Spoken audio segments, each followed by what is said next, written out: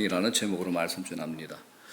제가 제자 훈련하는 자매 중에 그 아나운서 출신이 있는데 이 자매가 그 암병동에 이제 예배를 돕고 그들에게 많은 도움을 주는 그 일을 하고 있는데 지난주에 이걸 얘기를 해요. 저한테 목사님, 제가 암병동에서 많은 분들도 돕고 있는데 저도 그 도우면서 많은 치유가 되고 있는데 갑자기 목사님께서 예배를 드린 후에 저를 지적하시더니 저보고 웃기라 그랬습니다. 도무지 웃기는 게 생각이 안 나가지고 멍하게 했더니 목사님이 이 얘기 하셨는데, 목사님 은혜가 되시면 좋겠어 하면서 이제 들려주는 아주 재밌는 얘기가 있는데 여러분도 웃으실 겁니다. 어떤 예?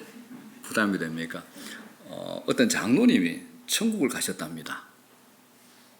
얼마나 좋았겠어요. 그랬더니 이제 예수님을 찾고 있는데 예수님이 저 옆에서 평신도에게 이제 식사를 대접하고 있는데 도무지 이 땅에서는 상상할 수 없는 정말 최고의 중국집 요리로 식사를 같이 하고 있더랍니다.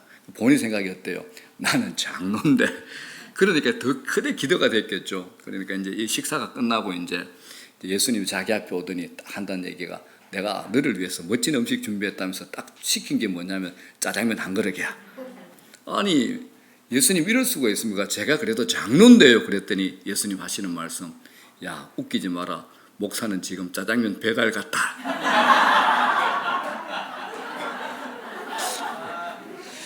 여러분들 굉장히 좋아하시는데 뭐 웃자고 하는 얘기이기도 하지만은 또 우리에게 주는 또 뼈아픈 교훈도 있죠. 우리 모두가 입으로 내가 목사다, 뭐 내가 장로다, 내가 권사다, 내가 집사다, 이게 아니라 영적으로 성숙한, 정말 주님과 깊은 관계를 맺는, 날마다 성숙해질 수 있는 그런 분들 되면 좋겠습니다. 여러분, 이 아침에 눈을 떴을 때 여러분 어땠나요? 제일 먼저 무엇이 떠올랐습니까? 어떤 게 떠올랐습니까? 감사합니까? 눈을 떴을 때 하나님을 향한 설레임, 기대감, 오늘 내게 어떤 은혜 주실까? 오늘 내가 어떻게 주님과 동행하지? 이런 기쁨이 있었습니까? 그게 있어야 정상입니다. 그게 하나님 섬기는 자의 기쁨이 되는 겁니다. 눈에 보이는 것이 아니라 보이지 않지만은 지금 내 안에 거하시는 주님 때문에 기쁘고 설레고 기대감 있는 것, 이게 예수 믿는 인생이고 예수 믿는 신비가 됩니다. 오늘 본문의 이 사건은 굉장히 중요합니다. 주님께서 6월절에 예루살렘에 내려가셔서 많은 표적, 그러니까 목적 있는 기적을 행하셨어요. 많은 사람들의 주목을 받으셨죠. 그들 가운데 한 사람이 오늘 주인공입니다. 유대 사회에서 존경을 받는 지도자 니고데모란 인물입니다. 주님은 그와 대화 가운데서 성경의 가장 중요한 한 구절이 있죠. 요한복음 3장 16절도 이렇게 말씀하셨어요. 다 알죠. 우리 믿습니다. 그죠? 다 같이 시작.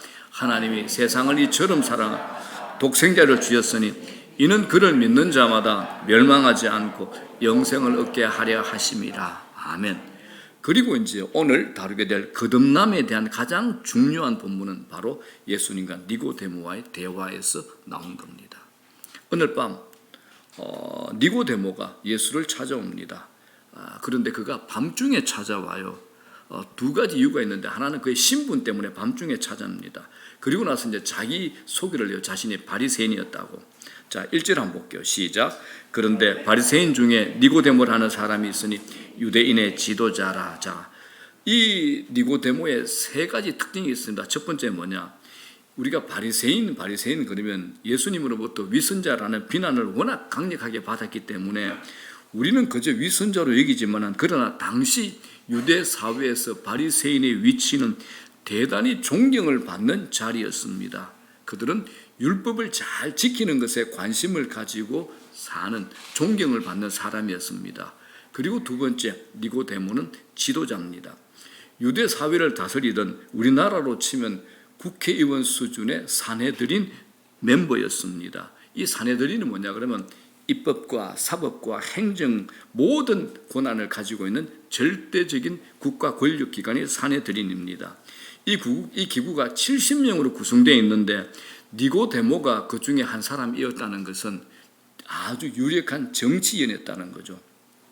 자, 세 번째 보면 그가 또한 선생이었다라고 얘기를 합니다. 10절 이런 말씀이 있죠. 너는 이스라엘의 선생으로서 이러한 것을 알지 못하느냐라고 얘기합니다. 사내들인이 뭐 하는 곳이냐? 모세의 율법을 따라서 문제를 가지고 판결을 내려야 하는 사람이었다면 사내들은 반드시 이 니고데모는 반드시 율법의 전문가였을 겁니다. 또 그의 이름도 헬라식 이름입니다. 당시에 상류층 사람들이 자녀의 이름을 히브리 이름과 동시에 헬라식 이름과 두 개를 동시에 붙여주곤 했답니다. 이건 그가 교육적인 배경이 아주 좋은 사람이었음을 우리에게 가르쳐 줍니다. 자, 이렇게 정리가 되죠. 그는 율법학자, 헬라 문화와 철학에도 식견있는 학자, 유력한 정치인, 율법을 가르치는 선생이었습니다. 자, 이런 정도로 유대 사회에서 존경을 받는 비중 있는 인물이 밤중에 움직인다기는 아주 중요한 사건일 겁니다. 그런데 이 니고데모가 예수님이 행하시는 일을 보고 자기가 만나야겠다고 결단이 된 겁니다. 그래서 용기를 내서 주님께 찾아온 거죠. 그런데 자신의 신분과 자신의 위치로서는 당시에 자신이 메시아라고 칭하는 젊은 청년 예수를 만난다는 것이 이게 알려지면 세상에 다 드러나면 곤란한 일이 생길 수 있기 때문에 비밀리에 밤에 찾아오게 된 겁니다. 자, 그런데 이 사람이 왜 밤에 찾아왔을까요? 왜 밤에 찾아왔을까요? 이유는 딱 하나입니다. 영혼의 목마름 때문에 그렇습니다. 영혼의 목마름입니다. 이미 우리가 살펴보았다시피 외적으로 보면 그가 예수를 찾아올 이유가 전혀 없습니다. 그러나 니고데모는 영적인 갈급함, 목마름이 있는 겁니다. 우리가 이런 사람을 가리켜 뭐라 그럽니까? 구도자라 그럽니다. 구도자는 뭡니까? 자신의 영혼에 답을 찾아가는 사람을 구도자라 그럽니다. 우리 주위의 사람들 보십시오. 늘 무엇인가 찾고 있습니다. 많은 것을 손에 쥐었는데 여전히 목마르다는 거죠. 인간은 배만 부르다고 만족하는 존재는 절대 아닙니다. 왜 사람들이 마약에 손을 댔을까요? 제가 직장을 벽산에 다녔잖아요. 어제 벽산의 3세가 마약에 손을 댔다 해가지고 그 김인덕 장로님 이름이 나왔는데 그분이 누구냐 그러면 우리나라에서 아주 신실한 장로님입니다. 그런데 그 이름이 나온 거 보고 제가 섬뜩했습니다. 제가 직장 다닐 때 저희 대표이사는 아닌데 그 동생이었는데 아주 괜찮은 집안이었는데 왜 그랬을까? 제가 참 마음이 아팠습니다. 여러분, 돈 있는 연예인들이 왜 마약에 손을 댈까요? 이게 뭐냐? 인간 내면의 고통이 얼마나 강력한가를 보여주는 겁니다. 보여주는 겁니다. 하나님 없이 세상 살아간다는 것 자체가 정신 착란을 일으키게 할 만큼 힘들기 때문에 그렇습니다. 그런 의미에서 여러분, 우리 종교는 마약과 가깝습니다. 종교를 찾는 사람도 마약을 찾는 사람도 비슷한 무언가를 찾고 있죠. 문제는 그게 무언가를 모른다는 사실입니다. 그래서 사람들은 내면의 갈증을 이상한 방식으로 해결하죠. 술, 쇼핑, 오락, 마약, 게임. 그래서 중독으로 넘어가는 겁니다. 가끔 자동차 중에 리코라는 자동차가 있습니다. 겉은 멀쩡한데 타고 보니까 문제가 발견되는 겁니다. 인간이 그렇죠. 공부합니다. 취직합니다. 가정을 꾸밉니다. 겉으로 보면 문제될 게 하나도 없습니다. 그런데 살아갈수록 치명적인 결함이 하나씩 하나씩 드러나는 겁니다. 무언가 목이 마르다는 겁니다. 오늘 니고데모 자기의 영혼에 정직한 사람입니다. 자신이 가지고 있는 종교적인 지식으로 열심으로는 만족할 수 없었기 때문이었습니다. 대부분의 사람들은 자신의 영혼의 상태를 무시하고 살아갑니다. 그러면 결국 어떤 상태가 됩니까? 영혼의 빈사 상태가 되고 맙니다. 니고데모가 밤중에 예수님을 찾아온 것, 일종의 영혼의 몸부림입니다. 이처럼 구원의 뭐냐? 철저한 자기 절망이 있어야 됩니다. 아, 나로서는 안 되는구나. 내 안에 채워지는 것, 이거는 나로서는 답을 찾을 수 없구나. 그렇기 때문에 주님을 찾아오는 겁니다. 나는 지금 만족스럽지 않다라는 것을 인정하셔야지 주님 앞에, 하나님 앞에 나오게 되는 겁니다. 교회에 5년, 10년 다녔는데 방황할 수 있습니다. 자아로 감싸고 있는 거죠. 문제가 없는 것처럼 겉으로 드러내고 늘 근사할 말만 하고 다니는 분들이 있지 않습니까? 어떤 이들은 자신이 쌓아온 신분 안으로 숨어버리죠. 어떤 이들은 영혼의 갈증을 느끼지만 그냥 갈증으로 끝냅니다. 또 어떤 사람은 의도적으로 자기 일에 빠져들어 영혼의 갈증을 무시하고 살아갑니다. 그런데 여러분, 목이 마르면 마르다라고 하셔야 됩니다. 아닌 척해서는 안 됩니다. 속은 골마 터지기 직전인데 그냥 덮으면 어떻게 될까요? 사고가 빵 하고 터지는 겁니다. 영혼에 일어나는 답변을 얻을 때까지 계속 질문하셔야 됩니다. 갈증은 뭡니까? 아직 질문이 내 안에 있다라는 거죠. 그 질문에 답을 얻으셔야 됩니다. 그런데 오늘 니고데모는 용기가 있습니다. 마음에 채워지지 않는 내면의 갈증을 채우기 위해서 밤중에 예수님을 찾아온 겁니다. 이건 우리가 박수 쳐주고 칭찬해 줄 만한 일입니다. 누군가 이런 모습에 소문을 내면 자신이 불이익을 당할 수도 있습니다. 그래서 그는 조심스럽게 찾아온 겁니다. 갈증을 가진 사람은 질문이 있죠. 대개 사람들은 자신이 무엇 때문에 목이 마른지 모르고 살아갑니다. 목이 마르면 콜라 마시듯이 적당히 해결하려고 하죠. 진리를 얘기하는데 한 번도 성경을 다 읽어본 적이 없습니다. 몸이 아플 때마다 병원에는 왔다 갔다 하는데 정작 자신의 영혼에는 무관심한 겁니다. 공허하고 절망적인 영혼의 상태에 놓여 있는데도 가만히 앉아 있는 걸 뭐라 그럽니까? 영적인 게으름이라고 하는 겁니다. 여러분, 영혼의 답을 찾으셔야 됩니다. 영혼의 목마름을 해결하셔야 됩니다. 그것보다 더 중요한 일은 없습니다. 영혼의 갈망이 없는 사람은 아무도 없습니다. 불신자들도 영적인 갈망이 있습니다. 무신론자들도 마찬가지입니다. 겉으로는 하나님 부정하죠. 하나님 어디 있어요? 그런데 영혼은 하나님을 갈망하고 있습니다. 우리 모두 자신의 영혼에 정직하셔야 됩니다. 세상적으로 아쉬울 게 없는데 영적인 몸부림치는 사람들이 있잖아요. 하나님께서 그런 자들을 찾고 계십니다. 교회에 찾아오신 이유가 무엇이었습니까? 왜 우리가 교회에 나오게 되었습니까? 자신에게 진지하게 질문해 보셔야 됩니다. 그래서 예수님께서 니고데모와 대화하는 이 내용이 우리에게 중요합니다. 자, 2절 보십시다. 다 같이 시작. 그가 밤에 예수께 와서 이르되 랍비여, 우리가 당신은 하나님께로부터 오신 선생인 줄 아나이다. 하나님이 함께 하시지 아니하시면 당신이 행하시는 이 표적을 아무도 할 수 없음이니이다 라고 말합니다.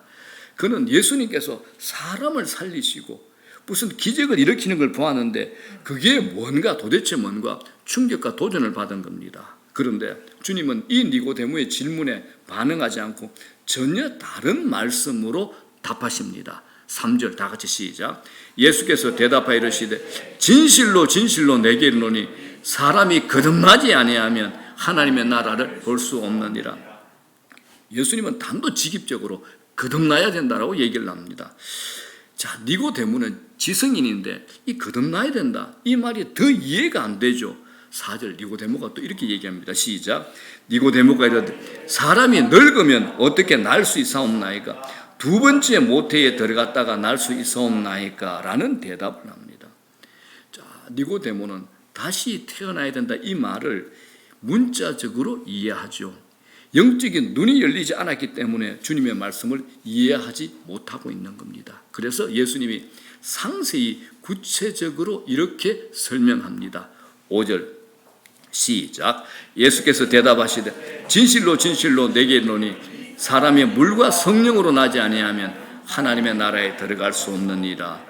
육으로 난 것은 육이요 영으로 난 것은 영이니. 자, 예수님께서 영과 육의 세계가 얼마나 다른가를 설명합니다. 영과 육은 엇비슷한 길이 아닙니다. 어디선가 만나게 되는 길이 아니라 차원이 전혀 다른 길이 됩니다. 여러분, 세상 사람들이 영의 일을 알까요? 모를까요? 모릅니다. 영적인 체험을 한 사람에게 영의 일은 친숙합니다. 그러나 그걸 모르는 사람들에게는 같이 사는 가족이라도 아주 아득한 먼 나라에 있게 됩니다. 그렇기 때문에 왜 우리 크리스찬들이 신앙을 제일 먼저 살피고 믿음의 가정을 꾸며야 되는가라고 얘기하는 이유가, 강조하는 이유가 바로 그겁니다. 전혀 다른 세계에 살 수밖에 없기 때문입니다. 육으로 난 것은 육이요 영으로 난 것은 영이라고 말할 때 이 우리 육이 뭡니까? 죄성의 지배 아래 사는 인간을 두고 하는 말입니다. 영적인 기능이 거의 작동 불가능한 상태를 말합니다. 여러분, 우리 육체가 뭡니까? 영으로부터 멀리 도망치고 하나님을 의지적으로 거부를 합니다. 여러분, 우리 육체에 아무리 덧칠을 하고 아름다운 액세서리를 달아도 소용없습니다. 육은 그냥 육일 뿐입니다. 그래서 우리가 끊임없이 경계를 하셔야 됩니다. 끊임없이 경계하지 않으면 육의 힘이 밀고 올라옵니다. 육은 우리를 말초적이고 육감적인 세계로 끌고 가죠. 오늘 니고데모는 육적인 상태로는 아무 아쉬움이 없는 사람이었습니다. 그런데 영적인 부분이 목에까지 차올라온 겁니다. 그러니까 못 견디는 거죠. 그래서 니고데모가 강력하게 반문을 합니다. 9절 뭐라 그럽니까? 니고데모가 대답하여 이르되 어찌 그러한 일이 있을 수 있습니까? 라고 묻습니다. 니고데모는 육적으로는 다 갖췄습니다. 지성으로, 지위로, 삶의 모습으로 다 갖췄습니다. 그러나 삶의 근본적인 변화를 원했던 겁니다. 그런데 어떻게 해야 하는지 알 수가 없는 거죠. 답이 뭡니까? 단 한 가지입니다. 거듭남입니다. 거듭남입니다. 오늘 대화를 보면 주님은 지성적이었던 그에게 지성적이고 철학적인 말을 하지 않으셨습니다. 아주 단순하고 원초적인 말을 하신 거죠. 네가 새로 태어나야 된다. 이 말을 하신 겁니다. 지성이요, 존경받는 학자 니고데모였지만 영혼의 거듭남을 몰랐기 때문에 어머니 뱃속으로 내가 다시 들어가야 됩니까? 이 질문을 하게 된 겁니다. 여러분, 성경은요, 우리 영혼에 초점을 맞추고 있습니다. 영혼이 중요합니다. 육체가 건강해도 영혼이 떠나면 어떻게 됩니까? 시체죠. 끝입니다. 저는 임종시에 있는 분들을 많이 만나봤잖아요. 목회자니까. 영혼이 떠나는 순간 육체는 시체가 되는 거죠. 사람의 육체가 존귀한 이유는 뭡니까? 영혼이 담겨 있기 때문에 존귀한 겁니다. 내 몸에 영혼이 떠나면 나는 고깃덩어리입니다. 그래서 썩어버리는 거죠. 우리의 몸은 하나님께서 흙으로 빚으신 다음 우리 육체에 생명을 불어넣으셨죠. 그 생명이 뭡니까? 영혼입니다. 그 영혼이 하나님과 교통하고 교제하도록 만들어진 겁니다.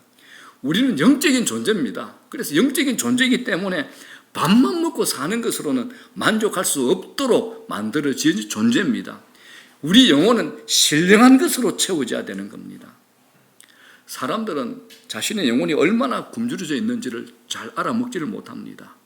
우리가 평안하다, 기쁘다, 행복합니다, 만족합니다. 이 표현은 내 영혼의 상태를 말하는 거죠. 기쁨이 어디에서 일어납니까? 진정한 기쁨은 우리 영혼에서 일어나는 겁니다. 영혼이 채워질 때 기쁨의 고백이 빵 하고 터져나오는 거죠. 영혼의 상태가 불안하면 늘 불안함을 느낍니다. 돈 때문이 아닙니다, 여러분. 사업 실패 때문이 아닙니다. 영혼이 불안하니까 불안한 겁니다. 때로 세상의 일을 하다가 우리 실패할 수 있잖아요. 그러나 영혼의 상태가 건강하고 부유하면 그 실패로 인해 절대 무너지지 않습니다. 반대로 영혼이 메마르고 빈약하게 놓인 사람은 성공해도 무너집니다. 사랑하는 여러분, 이 거듭남은 하나님과의 관계가 연결된다는 것을 말합니다. 거듭난다는 게 뭡니까? 내가 하나님을 만남으로 다시 새롭게 시작한다라는 겁니다. 거듭난다는 말은 네가 교회 나와라, 술 끊어라, 담배 끊어라, 이 말 절대 아닙니다. 그런 것은 외형적인 겁니다. 거듭난다는 것은, 다시 태어난다는 것은 영적인 거듭남을 말하는 겁니다. 거듭나야 새로운 시작을 할 수 있습니다. 새로운 시작이 있는가 없는가, 이건 매우 중요한 질문이죠. 새롭게 태어나지 않으면 기대할 것도 없고 신앙생활 자체가 불가능한 겁니다. 우리가 처음에 하나님 좀 알아봐야지, 만나봐야지 구도자로 교회 나올 수 있습니다. 그런데 계속 구도자로 머물러 있으면 안 됩니다. 구도자로 왔지만 거듭남의 작업이 내 안에서 일어나야 되는 겁니다. 어떤 분은 이 거듭남, 새롭게 태어나는 과정 없이 교회의 문화를 먼저 익혀버리는 거예요. 봉사하고 교회 프로그램에 섬기고 양육 프로그램에 다 참여합니다. 그런데 거듭남의 경험이 없으면 종교인으로 그냥 끝이 나버립니다. 새로 태어나는 경험이 없으면 변화가 일어나지 않고 그냥 익숙하게 그게 젖어버리는 겁니다. 교회 문화에 익숙해지는 것과 새롭게 태어나는 것은 전혀 다릅니다. 외적인 활동 이전에 내가 거듭났는가? 라는 질문을 하셔야 됩니다. 거듭남이 뭐냐? 근본적인 변화를 말합니다. 고린도후서 5장 17절에 우리에게 이렇게 얘기합니다. 다 같이 시작. 그런즉 누구든지 그리스도 안에 있으면 새로운 피조물이라. 이전 것은 지나갔으니 보라 새 것이 되었도다라고 말씀합니다. 거듭남은 뭡니까? 새로운 피조물입니다. 보수 아닙니다. 개조 아닙니다. 리모델링 아닙니다. 재조립, 수정, 보완 아닙니다. 주님의 재창조를 얘기합니다. 이게 거듭남입니다. 우리는 본질상인 진노의 자녀죠. 전적으로 부패한 존재들입니다. 그렇기 때문에 적당히 뜯어서 고치는 수준으로 안 됩니다. 존재론적인 변화가 필요합니다. 새로 태어나지 않는 사람 그리스도인이 아닙니다. 교인은 누구나 될 수 있습니다. 멤버십 가질 수 있습니다. 그러나 교인 자격을 얻었다고 새롭게 태어난 것은 아닙니다. 다시 태어나야, 거듭나야 그리스도인이 되는 겁니다. 오늘날 중생 거듭남에 대해서 별로 언급하지 않습니다. 그래서 교회 안에 진정한 크리스찬이 아닌 난 크리스찬들이 생각보다 많습니다. 교회를 오래 다녀서 직분은 받을 수 있지만 그리스도인이 아닐 수도 있다라는 겁니다. 이건 어마어마한 거죠. 어마무시한 겁니다. 대한민국의 최고의 교회, 1:1 양육했던 온누리교회 하용조 목사님, 고 하용조 목사님 이런 말씀하셔서 생전에 우리 교회가 이렇게 건강하고 훌륭한 교회지만은 우리 교인들 중에서 적어도 20에서 30%는 크리스찬이 아닙니다. 거듭난 사람이 아닙니다라고 아주 무서운 지적을 하셨습니다. 가룟 유다 보십시오. 예수님 제자였잖아요. 제자였습니다. 그런데 그는 거듭남의 경험이 없었습니다. 거듭남의 경험이 없는 사람들이 교회 안에 많아질 때 교회는 저절로 세속화가 진행됩니다. 이건 아주 무서운 일입니다. 거듭나지 않는 사람들이 아무리 많이 모여도 하나님에게는 전혀 의미가 없는 일, 하나님과 관계없는 일이 되고 맙니다. 사랑하는 여러분, 자신이 거듭남의 경험이 있는가 없는가 꼭 확인해 보시기를 바랍니다. 거듭나지 않으면 하나님의 나라를 볼 수 없느니라. 다 같이 시작. 거듭나지 아니하면 하나님의 나라를 볼 수 없느니라. 이 자리가 신앙의 출발점입니다. 예수의 영, 성령이 우리 안에 들어와야 된다는 겁니다. 신앙생활을 하긴 하는데 무엇인가 석연치 않고 무엇인가 찝찝한 분들이 있을 겁니다. 어떻게 신앙을 가지게 되었는지, 어떻게 예수를 믿게 되었는지 자신의 분명한 신앙 고백이 있어야 합니다. 거듭난다는 게 뭡니까? 영적 세계에 눈을 뜬다는 거죠. 내가 얼마나 봉사 많이 했는지, 무엇을 할 건지 이건 묻는 거 아닙니다. 다시 태어남이 없으면 우리 안에 변화가 일어나지 않고 변질이 일어납니다. 회심이 없는 사람, 영과 진리의 예배가 불가능합니다. 영적 세계에 대해서 우리가 이론적으로 머리에 있기 때문에 말할 수 있습니다. 성경에 관해 이야기할 수 있습니다. 그런데 그 성경을 영적으로 경험했는가? 이건 다른 얘기죠. 내가 하나님 얘기할 수 있습니다. 그런데 내가 그 하나님을 경험했는가? 이건 다른 얘기입니다. 어떻습니까? 이건 여러분 거듭남으로 가능합니다. 성령의 역사 거듭남으로 가능합니다. 인간의 노력으로 절대 불가능합니다.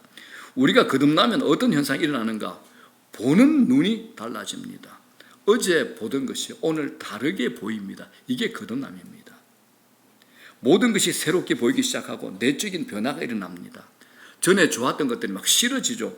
싫었던 것들이 좋아지는 관심의 변화가 일어납니다. 그래서 제가 설교 첫 시간에 안 물었습니까? 오늘 아침에 눈을 떴을 때 무엇이 떠오르고 무엇이 보였습니까? 여러분 마음은 어땠습니까? 라고 제가 물어본 겁니다. 거듭나야 죄에 대한 태도가 현격하게 달라집니다. 죄를 죄로 인식하게 되는 겁니다. 죄에 대한 분별력이 생기고 죄에 대해서 민감해지는 겁니다. 이전에 누군가가 자기의 죄를 지적하면 싫었죠. 화가 났죠. 이제는 뭐라 그럽니까? 아멘 그럽니다. 이게 거듭남입니다. 나에게는 선한 것이 없다라는 자기 인식이 생겨나는 겁니다. 나는 완전 구제불능의 죄인이라는 고백을 하게 되는 겁니다. 심각한 죄인임을 깨닫고 그때서 이제 십자가를 붙들게 되는 겁니다. 그때 십자가를 통과하게 됩니다. 주님은 우리에게 너 이런 경험이 분명히 있는가라고 물어봅니다. 자, 이제 여러분 저 보십시오. 다들 고개를 들고 저를 보십시오. 여러분들 결정적인 순간에는 다들 고개를 숙이시는데 저를 보십시오. 여러분들은 거듭남의 경험을 하셨습니까? 정말 거듭나셨습니까? 자, 5절을 다시 봅시다. 시작. 예수께서 대답하시되 진실로 진실로 내게 이르노니 사람이 물과 성령으로 나지 아니하면 하나님의 나라에 들어갈 수 없느니라고 말씀합니다. 성령의 역사죠. 성령의 역사입니다. 그런데 이 성령의 역사는 눈에 보이지 않습니다. 자, 8절 한번 볼게요. 자, 우리 금요일 날 우리 기도에 나오신 분들 이 말씀과 한번 연결시켜 보십시오. 시작. 바람이 임의로 불매 네가 그 소리는 들어도 어디서 와서 어디로 가는지 알지 못하나니 성령으로 난 사람도 다 그러하니라. 아멘. 예수님께서 친히 하신 이 말씀을 가지고 누가가 사도행전에서 120문도가 경험한 것을 그렇게 기록하게 된 겁니다. 거듭남은 전적으로 성령께서 하시는 신비로운 일입니다. 이건 어떤 교육이나 프로그램에 참여하는 게 아니라 성령의 역사하실 때 일어나는 겁니다. 가룟 유다 보십시오. 예수님 주위를 맴돌았잖아요. 함께 살았잖아요. 그런데 그는 거듭나지 않았습니다. 교회 출석이나 봉사, 제자 훈련이 아닌 성령의 역사라는 겁니다. 성령으로 거듭나는 역사를 하지 않으면 생명 없는 종교인으로 세월 보내다가 끝납니다. 성령의 사역은 하나님 편에서 하시는 일이 되는 겁니다. 성령은 영이시기 때문에 우리 육안으로 볼 수 없지만 그분이 하시는 일은 우리가 알 수 있습니다. 여러분, 바람이 눈에 보이나요? 보이지 않습니다. 그러나 바람이 나뭇가지를 흔들 때 그 바람이 존재한다는 것을 알 수 있다는 것처럼 성령이 역사하시는 것을 우리는 목격할 수가 있습니다. 전혀 믿을 것 같지 않던 사람이 예수를 영접하는 모습을 보게 됩니다. 도무지 믿을 것 같지 않던 사람들이 그 입술을 통해서 예수 그리스도를 시인하고 영접하는 역사를 우리가 보게 됩니다. 이건 내 선택이 아니라 성령께서 하시는 일입니다. 이 거듭남의 역사가 일어날 때 우리에게 무슨 일이 납니까? 하나님 말씀이 깨달아지고 이 성경이 살아있는 말씀으로 내 마음속에 아멘으로 받아들이게 되는 겁니다. 처음에는 내가 성경을 읽죠. 어느 날 성경이 나를 읽기 시작하는 겁니다. 이런 역사가 일어나게 됩니다. 하나님 말씀에 관심을 갖게 되죠. 유튜브 이제까지 음악 듣고 불타는 트로트 이런 걸 들었는데 이제는 뭘 듣습니까? 임영웅이 아니야, 황영웅이 아니야. 누굴 듣나요? 하나님 말씀, 하나님 말씀을 듣는 겁니다. 말씀이 갈급하고 말씀이 알고 싶은 겁니다. 오늘 내게 무슨 말씀을 하시는가 궁금한 거죠. 이게 성령의 역사, 거듭남의 열매입니다. 그리고 많은 사람들 앞에서 나 예수 믿어, 나 예수 믿거든, 내가 예수 믿게 이렇게 변했어 라고 공개적으로 증언하게 되는 겁니다. 이게 정인이죠. 이게 거듭남의 역사입니다. 이게 성령이 내 안에서 운행하고 있다는 증거가 됩니다. 자, 여러분들은 어떻습니까? 안 믿는 친구들과 식사할 때 부끄러워서 눈을 잠깐 감고 아멘하고 식사하십니까? 여러분들 주위에 있는 모든 분들이 여러분들이 예수 믿는 사람이라는 것을 알고 인정하십니까? 어떻습니까? 성령의 일하심은 눈에 보이지 않기 때문에 경험해 보지 못한 사람은 이해할 수 없습니다. 그리고 이 성령의 역사를 설명하기도 어렵습니다. 그러나 성령은 지금도 사람들을 계속 거듭나게 하시고 그들을 하나님의 백성들로 태어나게 하십니다. 분명한 게 뭐냐? 사람이 변한다라는 겁니다. 오늘 각자 자신을 한번 보십시오. 나 같은 사람이, 나 같은 놈이, 나같이 더러운 인간이, 부패한 인간이 예수 믿게 되는 것, 이거는 신기한 일입니다. 이게 기적이죠. 나만 놀라는 게 아니라 내 주변의 사람들도 놀랍니다. 아무리 보아도 설명이 안 되는 겁니다. 오늘 이 자리에서 여러분들이 예수 믿고 주님 앞에 나와 예배 드리는 것도 신비한 일입니다. 거듭난 백성들은 예수님의 십자가 생각하게 되면 가슴이 뭉클해지고 주님 묵상하면 가슴이 복받쳐 오릅니다. 무엇이 우리를 이렇게 만들었습니까? 이성적인 작용을 넘어선 무언가가 역사하기 때문에 그런 겁니다. 사랑하는 여러분, 불안과 절망, 삶의 방황과 끝없는 갈증은 내가 속해 있어야 할 곳에 속해 있지 않기 때문에 일어나는 일입니다. 이건 영혼의 가장 깊은 부분입니다. 그건 오직 하나님으로만 채워질 수 있는 겁니다. 아직도 깊은 갈증에 시달린 분이 있습니까? 정직하게 반응할 수 있기를 바랍니다. 자신의 상태를 하나님 앞에서 정직하게 고백해 보시기 바랍니다. 하나님은 멀리 계시지 않고 가까이에서 우리를 만나 주십니다. 내 똑똑함, 세상적으로 의지하던 것들을 내려놓고 마음의 문을 활짝 연다면 주님은 우리를 자녀로, 친구로 삼아 주실 겁니다. 주님은 구원의 놀라운 선물을 우리의 손에 닿지 않는 곳에 놓아두지 않으셨습니다.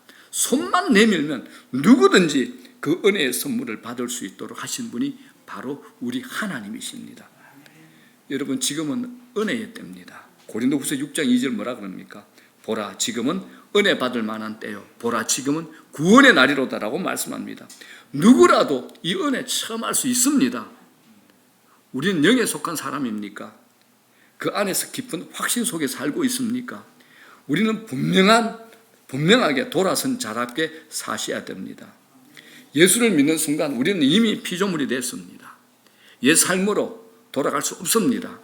그를 깨우친 사람이 그를 모른다고 할 수 없는 것처럼 이미 예수의 영이 우리 안에 들어오셨기 때문에 우리는 거듭났습니다. 새로운 출발을 하게 된 겁니다. 자, 말씀 정리합니다. 8절 다시 한번 읽습니다. 시작. 바람이 임의로 불매 네가 그 소리는 들어도 어디서 와서 어디로 가는지 알지 못하나니 성령으로 난 사람도 다 그러하니라. 제가 주부를 만들면서 새봄, 새은혜, 성령의 새바람이라는 글을 썼습니다. 봄바람이 불면 얼어붙었던 땅이 녹습니다. 새싹이 돋아납니다. 들꽃이 만발하죠.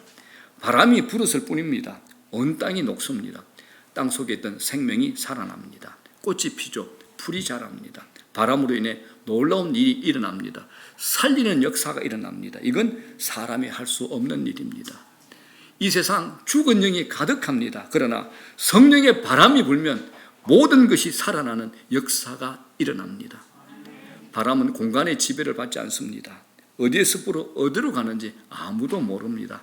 사람의 생각대로 되지 않습니다. 전혀 예상하지 못한 방식으로 퍼져나갑니다.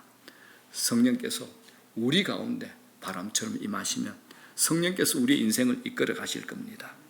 내가 생각지도 못한 방법으로 이끌어 가실 겁니다. 그걸 경험할 때 우리 삶에 새로운 일이 일어나게 될 겁니다. 하나님께서 새로운 길을 여실 겁니다. 거듭나시기 바랍니다.